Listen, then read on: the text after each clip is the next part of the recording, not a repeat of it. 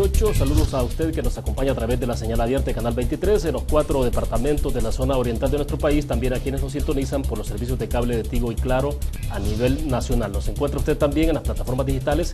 Estamos en el fanpage de TVO Canal 23, también en Periscope en Twitter. La tercera opción, descargar desde su smartphone la aplicación TVO Canal 23 y nos acompañan a transmisión ininterrumpida.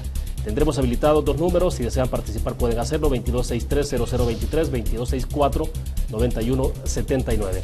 Antes de presentar al invitado de esta tarde, quiero mostrarles a ustedes los temas que han estado en redes sociales y también en los principales medios de comunicación en nuestro país. Este es un comunicado de la Organización de Estados Americanos, OEA, dice la Comisión Interamericana de Derechos Humanos otorga medida cautelar a favor del fiscal general de El Salvador.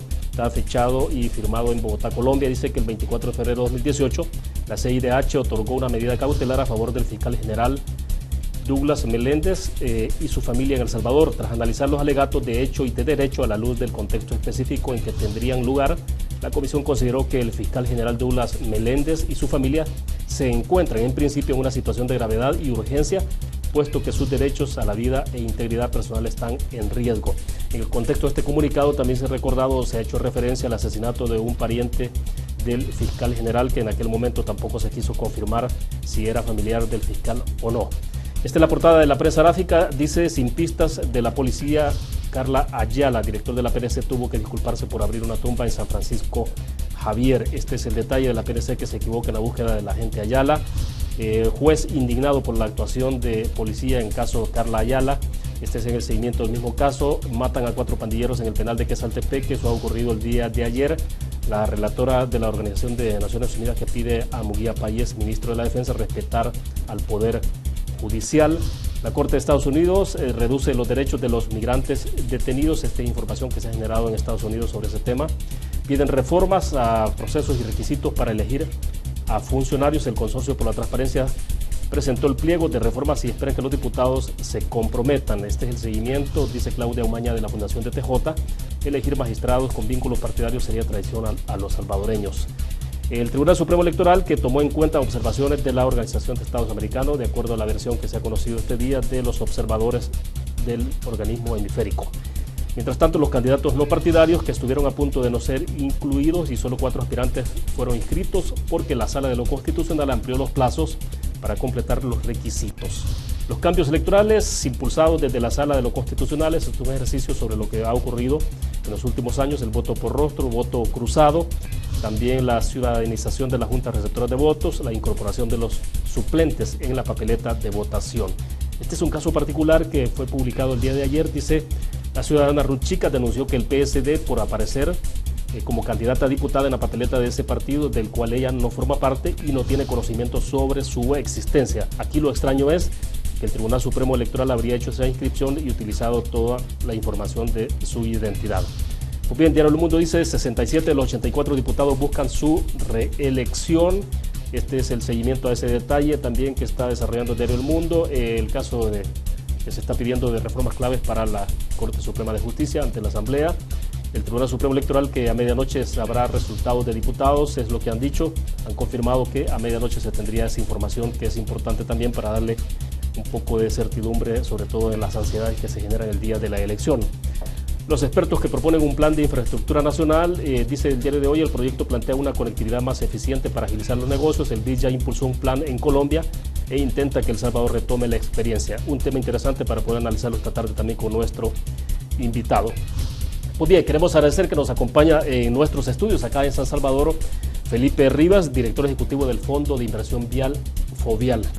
Director, es un gusto que esté con nosotros. Buenas tardes, bienvenido. Buenas tardes, un saludo a toda la audiencia y mis agradecimientos nuevamente por tener la posibilidad, la oportunidad de compartir las diferentes iniciativas, proyectos que estamos ejecutando a nivel nacional.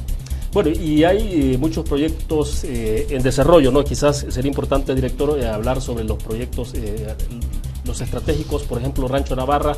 Lo hemos conversado en otras oportunidades, pero bueno, a estas alturas es importante saber cómo está avanzando la obra, porcentaje que lleva de desarrollo, pero también en perspectiva el calendario, cómo se plantea, van estableciéndose los tiempos de acuerdo al calendario. Sí. Lo primero que hay que decir que efectivamente nos estamos ubicando en la dimensión de lo que es el plan y los planes maestros que se definieron en términos de infraestructura vial, pero en el marco de la política de movilidad y logística que recientemente se aprobó, pero que tiene una dimensión regional. De hecho, la última aprobación ha sido a nivel centroamericano.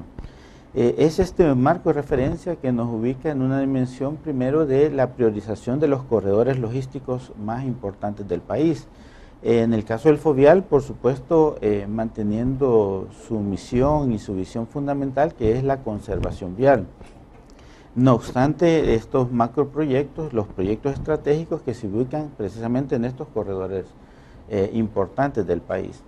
Uno de ellos se ubica precisamente, y quizás un recorrido muy rápido, el corredor donde se ubica Rancho Navarra, pero sería también el corredor sur, ¿no? Sí, y precisamente el que nos conecta hacia el aeropuerto y hacia la zona oriental por lo que es la carretera litoral. Pero también estamos con el corredor hacia el Puerto de la Libertad, que empalma con la Monseñor Romero. Estamos con el poliedro Sonsonate, que ya tenemos un avance importante, ya vamos a hablar de eso. También estamos en las principales fronteras, en la Panamericana y por supuesto la litoral. Es decir, tenemos un despliegue a nivel nacional con más de 150 millones de dólares en estos momentos en ejecución, solamente como Fovial, porque hay otro presupuesto de préstamos y de donaciones internacionales que está bajo la ejecución del Ministerio de Obras Públicas. Sí. Pero en final de cuentas, en los corredores logísticos más importantes. En el caso de Rancho Navarra ya tenemos un avance superior al 53%. Estamos de acuerdo a lo programado con una orientación prácticamente para lograr finalizarlo, la parte fundamental, que es la parte vial, en la época seca, que es un poco el despliegue que tenemos. Hemos hecho una... Esto sería, perdón, para salir tipo abril, finales de abril, inicios de mayo. En la parte vial, en la parte del proyecto en su totalidad, nosotros estamos para el 14 aproximadamente de junio. Pero recuérdese que nosotros hemos tenido el principio siempre de dinamizar, acelerar toda en la época seca la parte fundamental, que son los corredores logísticos en lo que corresponde a la parte vial, porque no esperamos a finalizar el proyecto para dar habilitaciones importantes a la ciudadanía, sino que vamos generando precisamente las condiciones y habilitando lo que es posible. Y no solo en el caso... a medida avanza la obra, habilitando lo que va los quedando. Carriles disponibles para que la ciudadanía tenga mejor confort de utilización y se genere menos congestionamiento en los puntos específicos. Eventualmente ha habido un poco de congestionamiento en la entrada de Comalapa hacia las rutas Comalapa-San Salvador. Lo que sucede es que siempre que hacemos un giro constructivo hay primero un proceso de adaptación de la ciudadanía y de decisión. Por decirle algo, cuando nosotros abrimos algún corredor logístico importante, en esa etapa hay una concentración porque hay una decisión de ciudadanía de transitarla y no usar las rutas alternas. Eventualmente, luego hay un equilibrio nuevamente de la zona. Ahí lo que sucede es que venimos con 3 carriles de ingreso a la ciudad y se nos traducen en 2, pasando ya propiamente en la nueva infraestructura. Lo que sucedió es que en el periodo anterior dejamos prácticamente un carril reversible, y ese carril reversible nos permitía de que en la mañana tuviéramos de acceso, de ingreso a la ciudad de San Salvador 3 de manera permanente en ese horario aproximadamente de 5 a 8 de la mañana. Esto ya nos lo imposibilita el esquema de trabajo, porque si bien tenemos siempre 3, hay uno que está orientado para que se conduzca hacia Vista Hermosa y los otros 2 son de ingreso a la ciudad, tal como se puede ver en la obra. Esa es la habilitación que realizamos precisamente de los nuevos carriles. Aquí tenemos realmente ya 3 concluidos, pero hay una zona de protección porque la obra continúa. Y al continuar esta obra en proceso, necesitamos siempre dejar el resguardo respectivo. Lo importante es que el 53% significa que prácticamente estamos nosotros garantizando todo el sector sur en términos de terracería, toda la parte de excavación toda la parte que corresponde al desalojo de material. Ya hemos desalojado prácticamente más de 165,000 metros cúbicos de todo lo que es la tierra que hay que trasladar de la zona, la excavación, por supuesto, respectiva, el trabajo de terracerías que tuvimos que hacer en los niveles del sector sur, pero además la colocación de más de 6,000 metros cuadrados de Solneili, que es la técnica que se está utilizando, que son los muros de protección.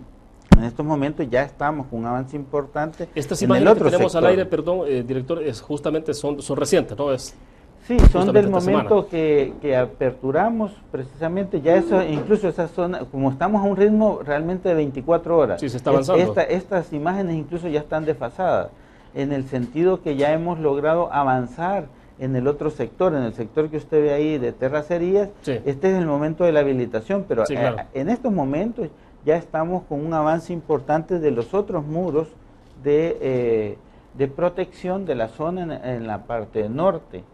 Además, recuérdese que ahí hemos hecho un trabajo también de poder garantizarle a una urbanización, o más bien 21 familias que se ubicaban en ese sector, que estaban en una zona privada, pero en una zona de riesgo, porque era una quebrada. Ellos se habían apropiado, habían hecho una invasión. Esa invasión que hicieron prácticamente se logró a través del Viceministerio de Vivienda y otras instituciones del sector de vivienda, conseguirles un apartamento y darles seguridad jurídica y estabilidad. Todo ese traslado ya se hizo, pero aquí pueden ver en la imagen prácticamente que estamos funcionando para salir de San Salvador con 2 carriles, que es una de las condiciones que tiene el proyecto, tener 4 carriles de manera permanente y 2 de ingreso a la ciudad, más 1 adicional, un tercero, que ese no estaba previsto, para Vista Hermosa. Claro. Ahora, tengo una curiosidad, porque eventualmente se establecieron rutas alternas, ¿no? Pero tal parece que la población tampoco las rutas alternas las ha utilizado, o quizás poco. Eso ha tenido que ver un poco. Se mueve coyunturalmente. Por ejemplo, cuando nosotros hacemos un anuncio de que vamos a habilitar estos 3 carriles nuevos, en ese momento la población deja de usarlos temporalmente, entonces ahí baja el nivel de circulación, pero cuando se establece, digamos, se acomoda el ritmo, y porque esta ya es decisión ciudadana, y se refuerza un poco nuestra comunicación en cuanto al uso de esas rutas, vuelve a equilibrarse, pero hay 2 puntos claves que son los días lunes y los días viernes, donde hay un flujo de carga adicional. Recordemos que aquí ¿Pero tiene que ver, perdón, cuando incrementa el flujo de transporte de occidente hacia el oriente del país, o no? ¿O es porque la población de acá, de San Salvador, también está saliendo? También está saliendo. Quienes viven en el interior. También está saliendo.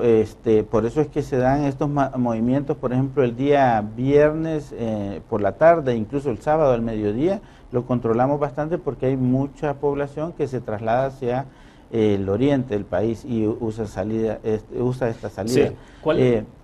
Pero hay que decirlo, las rutas alternas están permanentes, están en buenas condiciones, les estamos dando mantenimiento.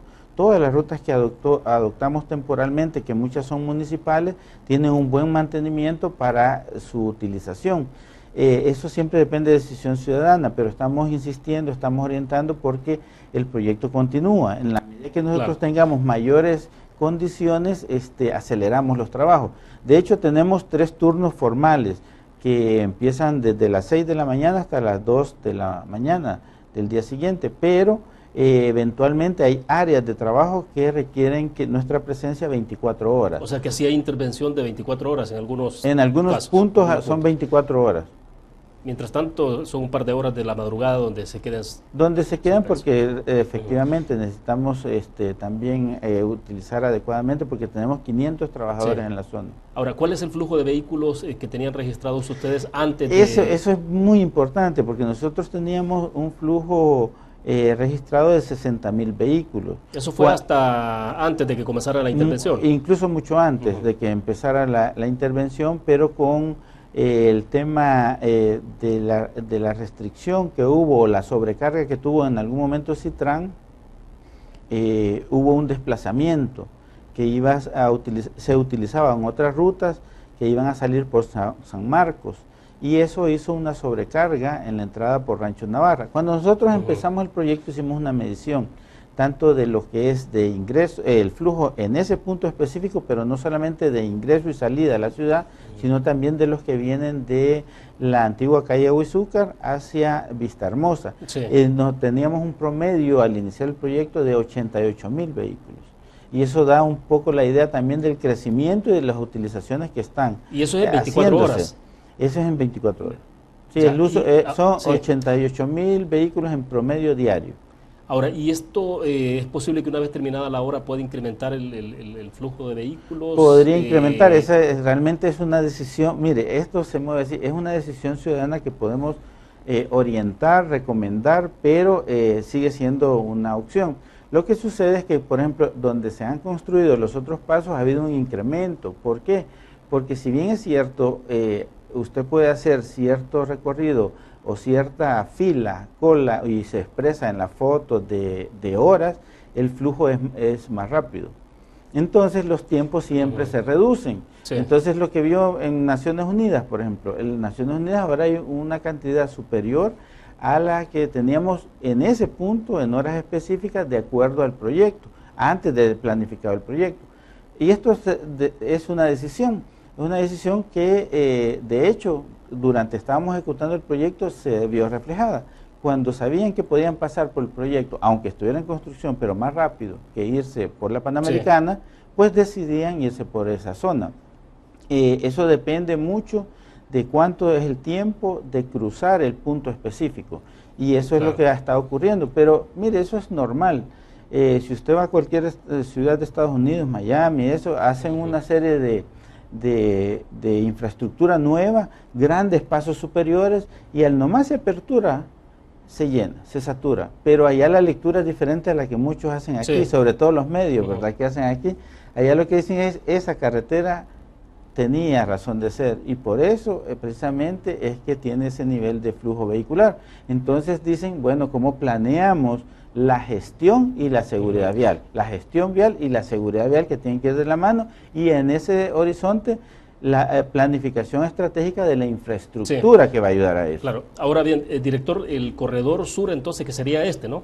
Sería parte del corredor sur. Este es parte del corredor, porque recordemos que allá va una ampliación del aeropuerto hacia Zacatecoluca, que es la inversión que está haciendo Fomilenio. Sí, claro, pero si nos quedamos, digamos, hablando como corredor sur únicamente el área de metropolitana, la capital, podríamos hablar de entonces ya de toda la Monseñor Romero, que conecta con Autopista Sur, y sale entonces el tráfico hasta ya para Comalapa. Sí, ahora eso podría estar entonces prácticamente se tendría ya totalmente libre de semáforos. De semáforos, que es un poco lo que el ministro ha estado exponiendo continuamente, que lo que se buscan son corredores logísticos precisamente libres de semáforos, sin restricciones, y que puedan lograr conectividad. De hecho, en las horas que no son de mayor confluencia por temas de colegios o por trabajo, entradas, salidas, pues eso funciona muy bien, y los tiempos se han reducido enormemente. Pero ahora hay todo un esfuerzo de trabajar también cómo se va a mover de la 49 hasta el sector de la Universidad del Salvador. Y el semáforo, que hay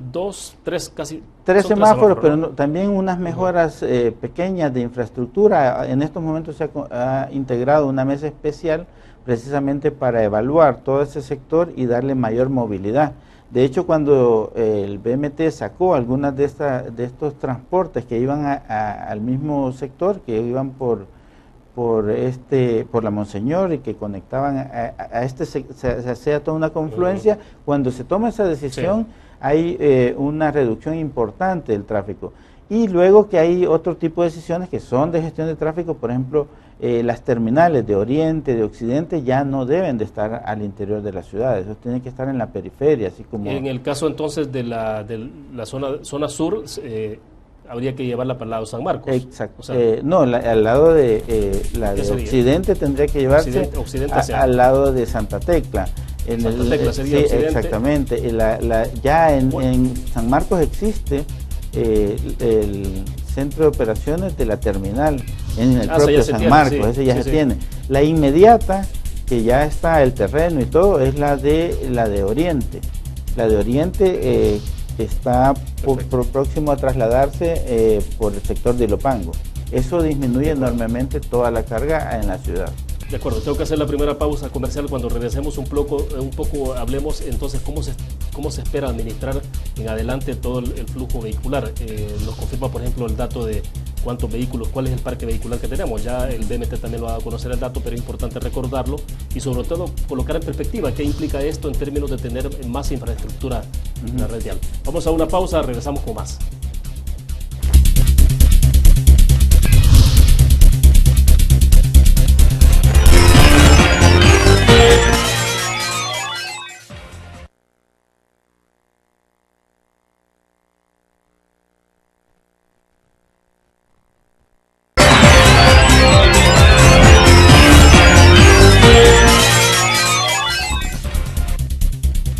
Que siga con nosotros. Felipe Rivas, director ejecutivo del FOVIAL, está con nosotros en nuestros estudios acá en San Salvador. A ver, director, hablamos al cierre de segmento pasado, entonces, en toda esta parte, el parque vehicular a nivel nacional se ha incrementado.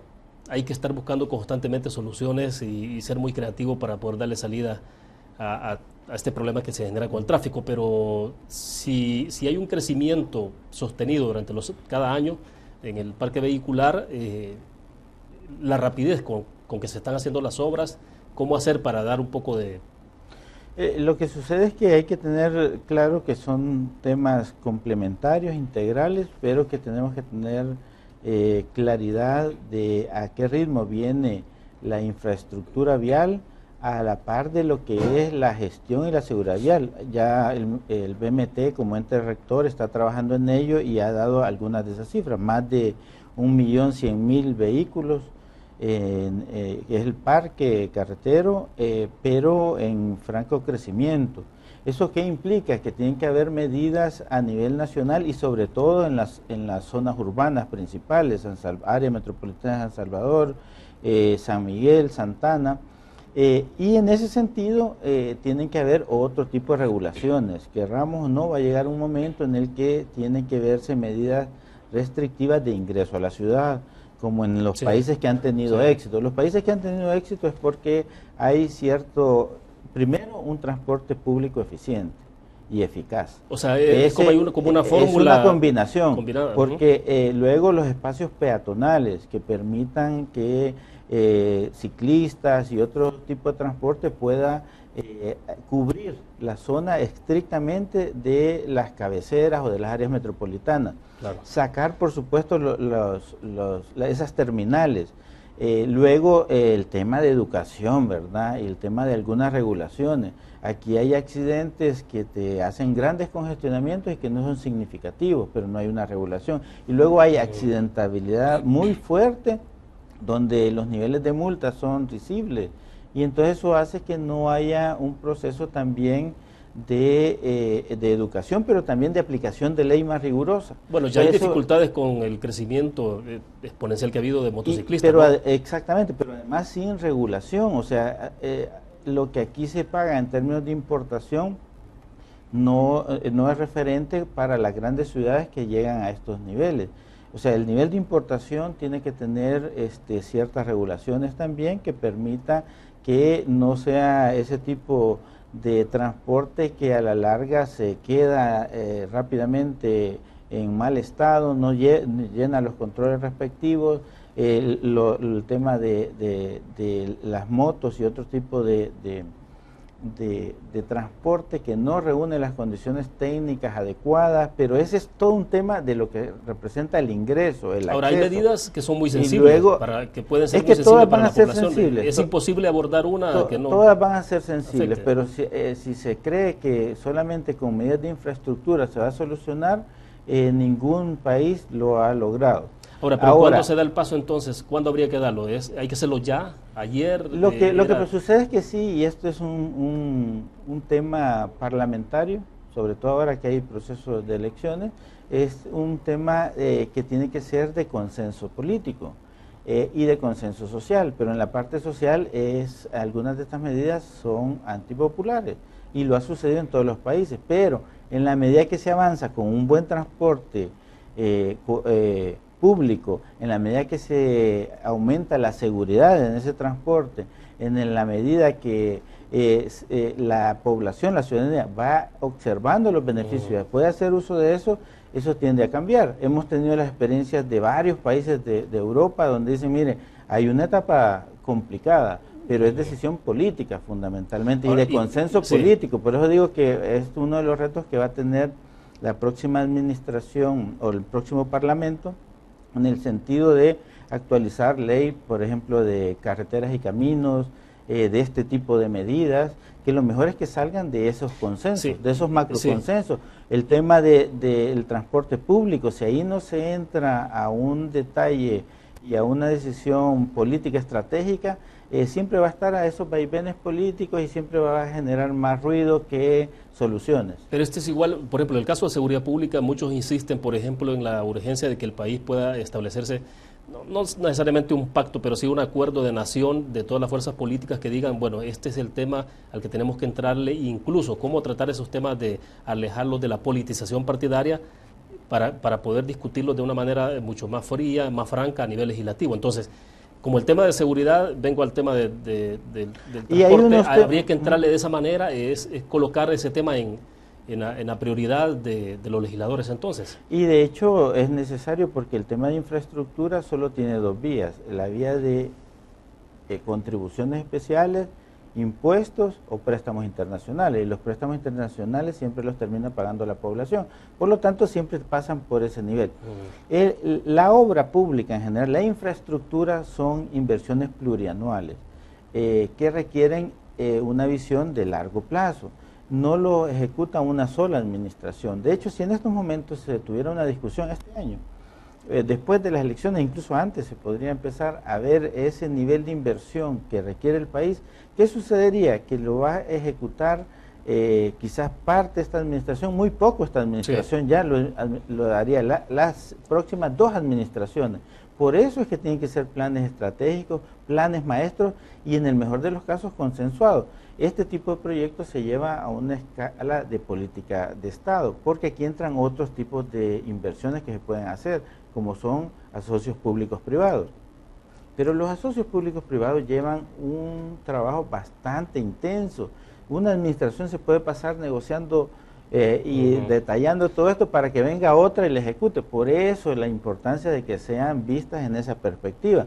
Y no solo el tema de seguridad o de infraestructura, el tema de educación, y precisamente eso es lo que tiene los bajos rendimientos a nivel nacional.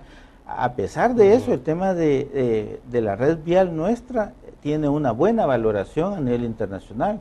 Nosotros seguimos teniendo una valoración del Foro Económico Mundial y de varios espacios internacionales, una buena calificación. ¿Por qué? Porque no se ha detenido la inversión en términos de lo que ejecuta Fovial, vía su captación y vía los compromisos internacionales que se asumieron con Fomilenio, y este tipo de inversión en corredores logísticos. Y al final la inversión de cuentas, pública más fuerte es en la obra pública, justamente, en este caso Fovial, ¿no? MOP y Fovial, Fovial. Porque en estos momentos MOP está ejecutando varios créditos y donaciones internacionales muy importantes, como es la del BESI con México, que tiene puentes, tiene los corredores logísticos de ampliación hacia el puerto, tiene el bypass de San Miguel, que son también créditos, pero que ha tenido un proceso de negociación tortuoso, cuando no debería ser así. Es más, ha habido una pérdida de un crédito de 30 millones de dólares de España,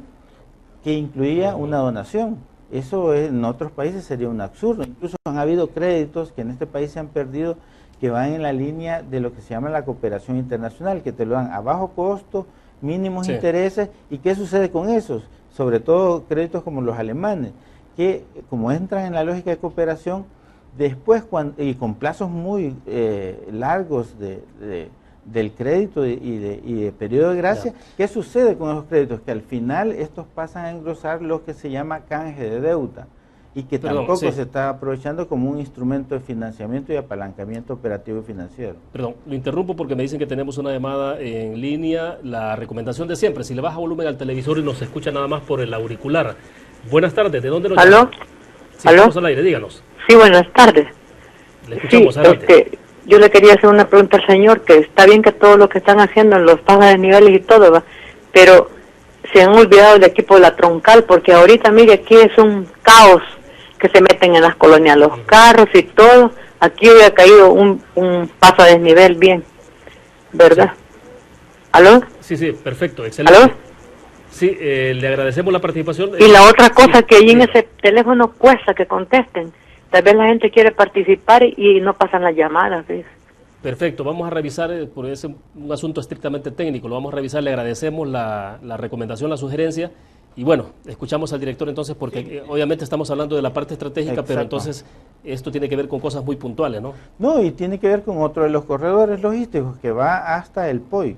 Ese sería en ese nosotros, ese es norte, de hecho aquí se hizo una intervención en una calle paralela, digamos, pero en todo caso ella tiene razón, ahí está proyectado un paso precisamente para evitar el nivel de congestionamiento, pero también tiene que ver, y debemos de decirlo, con la carga vehicular. Ya se hizo una primera intervención en toda la troncal del norte, el ingreso hacia San Salvador, todo eso fue parte de la inversión inicial de la titularización. Y logró poner en buen estado la vía, pero efectivamente cuando se hablan de pasos y de esas conexiones, ahí hay una solicitud que se está trabajando en estos momentos, que así como se ha hecho en el Rancho Navarra, como se ha hecho en Naciones Unidas, en Maferrer, ahí hay necesidad de hacer algunos de esos pasos, sí. Pero debo decirlo, esa es una inversión que no es propia del Fovial. El Fovial lo ha hecho en este momento de manera excepcional por la titularización y por darle un refuerzo, un enfoque al área metropolitana de San Salvador. Perfecto. Tenemos dos televidentes en línea, vamos a tratar de avanzar con el tiempo. ¿Aló? Buenas tardes, ¿Aló? ¿de dónde nos llama? Buenas tardes. Estamos al aire, le escuchamos.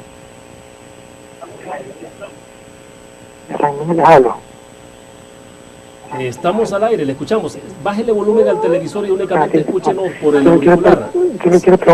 Si le baja volumen al televisor y nos escucha por el auricular, buenas tardes. Al licenciado Rivas, de Fovial, porque todos los proyectos se van para la zona de la Libertad, San Salvador y Occidente, y en Oriente del país está totalmente olvidado.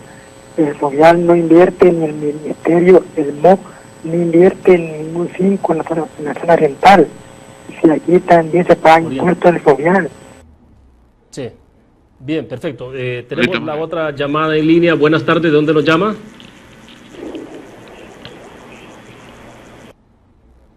Aló, sí, muy buenas tardes. Yo soy alcalde municipal del municipio de Sonsacate. Díganos. Yo, pues, aprovechando que acabo de encender la televisión y estamos viendo que ahí está el ingeniero Felipe de Fovial, yo quisiera pedir una recordadita que la empresa que da mantenimiento al Boulevard Palmeras, que le corresponde a Fovial, tengo ya varios días de estarle solicitando la reparación de un como que es un tema de agua, que ya tengo varios días de estarle solicitando al que mire en Occidente por parte de Fovial, y no hemos tenido respuesta todavía, ingeniero. Bien, perfecto. Gracias por la participación. Bueno, son dos cosas puntuales, el caso de Oriente y lo del alcalde de Sonsacate, ¿no? Yo incluso debo aclarar, lo que sucede es que mediáticamente se concentra en la inversión en área metropolitana de San Salvador por los pasos, y eso se ha difundido mucho. Sin embargo, la inversión estratégica de Fovial está en los corredores logísticos. Mientras aquí tenemos aproximadamente 20 millones de dólares en ese paso, solo en la carretera de el Poliedro a Sonsonate, al desvío de Sonsonate, al bypass de Sonsonate, solamente en esa carretera nosotros tenemos 37 millones. Ya no se diga, y en la zona oriental particularmente, en los últimos años le hemos estado haciendo inversiones en promedio de 10 millones anuales, sin contar lo que es la Roosevelt. Pero efectivamente hubo muchos años que Oriente no recibió ningún tipo de inversión en este tipo de carreteras, entonces recuperarlas ha sido bastante difícil. Pero en estos momentos yo puedo hacerle un recorrido rápido. En Carolina tenemos 7.5 kilómetros, a punto de terminar en estos momentos. En San Alejo hicimos inversión, en el Sauce hicimos más de 8 kilómetros, 8.5 kilómetros. tenemos en Bolívar en estos momentos una calle abandonadísima porque hubo un tal diputado Silva que entró con una inversión que fue cuestionada y estuvo en juzgado. Fue el caso de Roberto Silva, de ¿no? hecho, que él no está en el país, ¿verdad? Claro. Entonces, ese tipo de intervención en estos momentos estamos haciendo la nueva de 5.5 kilómetros, estamos a punto de terminarla también. En todos los ejes viales, recuperamos Irama en San Miguel, de San Miguel hacia la Unión, estamos recuperando todo lo que es ruta militar, la ruta militar, se está interviniendo por tramos, porque no tenemos condiciones para hacerlo. Está en proyección el bypass, la segunda etapa de la Roosevelt, hicimos la entrada de la Unión, hicimos la de Conchagua, estamos en Chirilagua, en el Estero, o sea, hay una inversión bastante impresionante en la zona oriental. Si nos vamos a la zona occidental, tenemos igual condiciones y podemos decir, cada uno de los proyectos tenemos esto en toda esa dimensión, pero se concentra la parte mediática en este tipo de proyectos. Y lo otro es un poco más disperso, ¿no? O sea, es disperso, es más que lleguen, estamos en el kilómetro 70 en la Panamericana, más de 15 kilómetros, pero ahí cuando convocamos un medio no llega, nos cuesta incluso lograr esa comunicación a nivel nacional. En el caso del alcalde, aquí efectivamente ya tiene instrucciones nuestro administrador para empezar a hacer la intervención. Lo que sucede es que este es un caso particular. Ahí ha intervenido, si recordará, la Dirección de Adaptación a Cambio Climático para ver y analizar el mejor tipo de intervención para... no es una simple limpieza lo que hay que hacer ahí, hay que hacer un tipo de intervención. ¿Eso puede tener un impacto? Tiene un impacto y por eso es que la Dirección de Adaptación a Cambio Climático ha hecho también sus propias evaluaciones y estamos viendo cómo se va a hacer la intervención más adecuada en esa zona. Bien, de acuerdo. Nos quedamos en el punto, hacemos la última pausa comercial, regresamos con más de Conexiones. Volvemos.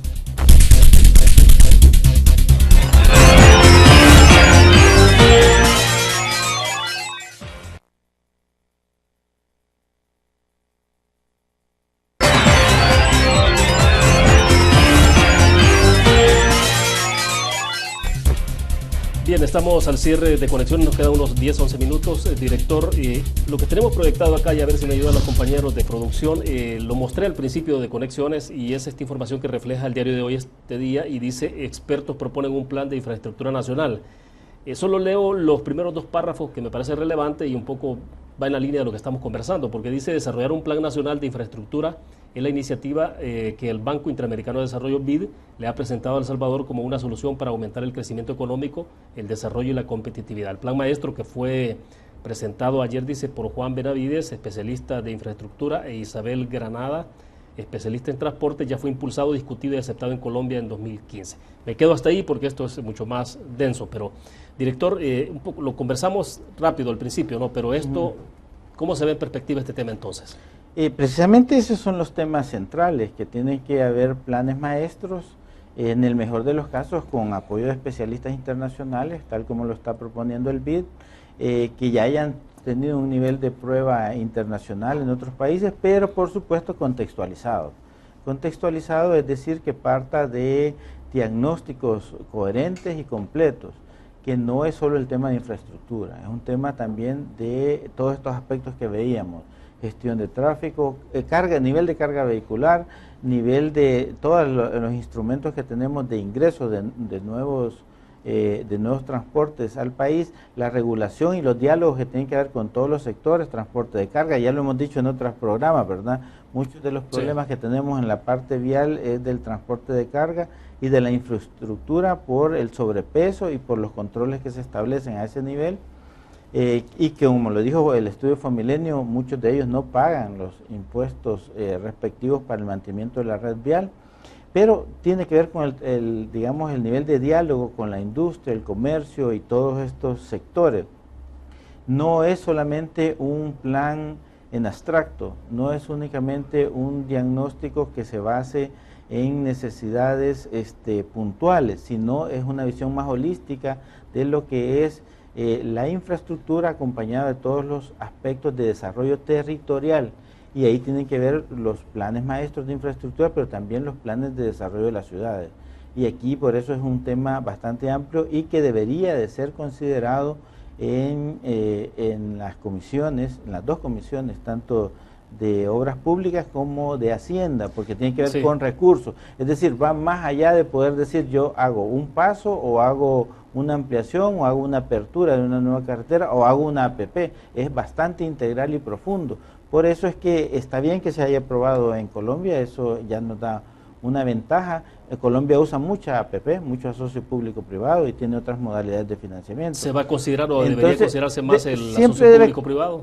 Siempre debe considerarse, si queremos crecer y aumentar, pasa porque la nueva red de carreteras, sobre todo las macro carreteras, deben de ser parte de un asocio público-privado porque el país ya no tiene recursos suficientes como para hacerla. ¿Qué implica Pero, esa intervención del asocio público-privado? Por ejemplo, Bueno, de hecho, en estos una mom- autopista, por ejemplo. de hecho, en estos momentos el Fomilenio tiene varios procesos en estudio. Tanto la parte legal, la parte de factibilidad, o sea que tiene que ser rentable para el Estado, para la ciudadanía, pero también para el privado, porque aquí viene el asocio precisamente parte del principio de que el Estado pone una parte, pero el privado pone la otra, y hay un sistema de recuperación de esa inversión. Por el lado del Estado es una recuperación social, ¿verdad? Que es la inversión a la dinamización de nuestra economía y de la movilidad de bienes y servicios y de la ciudadanía, de atender polos de desarrollo productivos. Pero por parte del privado es bien frío, es simplemente invierte X cantidad y tiene un plazo para recuperarlo. Entonces se estudian y se analizan muy a profundidad. Ahora, plan maestro, ¿se necesita un nuevo plan maestro en el país? Siempre va a ser necesaria una actualización y una proyección. Las ciudades ahora se están, y no solo para el tema de infraestructura, las ciudades ahora se están proyectando al 2030, porque tiene que ver también con otros componentes, que es un tema de economía, tiene que ver con un tema de educación, salud, y ahí tenemos un horizonte, que son los Objetivos de Desarrollo Sustentable, los ODS. Por eso es que ahora se está planeando más en esa perspectiva. Entonces, si bien ahorita hay plan quinquenal, vendrá una nueva administración, pero debemos de trabajar en esa perspectiva de desarrollo del país. Y un desarrollo de esta naturaleza no es de 5 ni de 10 años. Y al tener ese horizonte y esos compromisos internacionales, nos puede permitir medir y además tener apoyos internacionales orientados a eso. Ahora, y en un plan maestro, por ejemplo, ¿cuáles son las primeras intervenciones que se hacen? ¿O cómo se establecen prioridades, me imagino, no? Sí, pero se establece primero el gran horizonte estratégico de puntos de llegada. Y pero siempre sí, es a largo plazo. Y siempre es a largo plazo, pero ahí sí se miden y se ven algunas intervenciones puntuales inmediatas, por decirte algo. Ya hicimos una serie de intervenciones de pasos, pero sabemos que esos pasos tenían intervenciones inmediatas, como por ejemplo el de Maferrer tiene el de Luceiro. Y así podríamos ir mencionando varias intervenciones, o lo que hemos ido haciendo progresivamente en el corredor hacia el puerto de la Libertad. ¿Qué hicimos primero? Porque es un tema de recursos. Primero hicimos de la Monseñor al Trébol, ahora hemos hecho del Trébol hacia el redondel del Farabundo Martí. Inmediatamente vamos a seguir hasta el desvío de Comasagua, pero paralelamente, como ya hay recursos disponibles, el MOP ya tiene en ejecución todo lo que es la ampliación de Zaragoza hasta donde va a ser el punto del bypass, y ya licitó, ya adjudicó diseño y construcción de todo el bypass, pero lamentablemente el país no tiene las condiciones como para hacer esto de una vez. Entonces ese tipo de intervenciones están en un plan maestro, en una proyección de corredor logístico, pero va pausado. Cuando tú tienes un horizonte más estratégico, puedes diseñar carreteras e infraestructura con otra perspectiva, como una APP, por ejemplo. Ahora, y es imposible pensar en un momento determinado disminuir toda la parte de cómo se invierte en la infraestructura, que no sea fundamentalmente con los préstamos internacionales. Es que el punto aquí central es que lo que hay que tener presente es que cuando se utiliza un crédito para lo que es activo de país, es altamente rentable. Por eso se hacen estudios de factibilidad y por eso la banca los evalúa de manera diferente. No es gasto corriente. ¿Eso qué implica? Que un país, cuando adquiere un crédito para una carretera, implica que ahí va generación de empleo, va el tema de la inversión, y va un tema de recuperación en el tiempo a través de todo lo que es los corredores logísticos y la movilidad de mercadería, de bienes, de servicios y de estimular polos de desarrollo como los polos turísticos. Entonces eso hace una dinámica completamente diferente. Entonces por eso es que la banca nunca le va a tener miedo a un tema de inversión. Ahora, cuando tú hablas de un crédito para gasto corriente, ahí la cosa cambia sustancialmente. Sí.